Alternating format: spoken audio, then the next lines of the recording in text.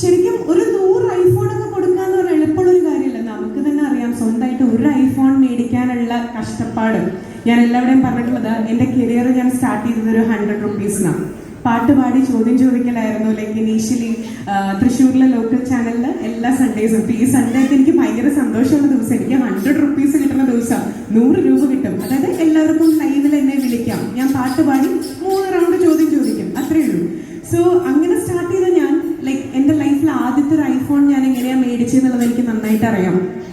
New ഇയറിന് നമ്മളൊരു 2, 3, 4, 5 എൻ്റെ ആദ്യത്തെ സമയങ്ങൾ നിങ്ങൾക്ക് ഇങ്ങനെ കാൽക്കുലേറ്റ് ചെയ്യട്ടോ. നമ്മളിങ്ങനെ പേയ്മെൻറ്റ്സ് ഇങ്ങനെ കൂട്ടി വെച്ച് ന്യൂ ഇയറിന് കിട്ടുന്ന പേയ്മെൻറ്റ് ഇങ്ങനെ ഞാൻ ഈ ന്യൂ ഇയറിനെങ്കിലും എനിക്കൊരു ഐഫോൺ മേടിക്കാൻ പറ്റണേ. അങ്ങനെ ഞാൻ കൂട്ടി വെച്ചിട്ടാണ് ഒരു ഐഫോൺ ആദ്യമായിട്ട് എൻ്റെ ലൈഫിൽ ഞാൻ മേടിക്കുന്നത്. സോ ശരിക്കും ലുക്മാൻ അങ്ങനെ ഒരു കോൺസെപ്റ്റ് പറയുമ്പോൾ ഒരു ഗിവവേയിലൂടെ ഒരു ഐഫോൺ എന്ന് പറഞ്ഞാൽ ലൈക്ക് എന്നെ പോലുള്ളവർ അത് നമ്മൾ വിശ്വസിക്കും. പക്ഷേ 100 ഐഫോൺ എന്ന് പറഞ്ഞപ്പോൾ എനിക്ക്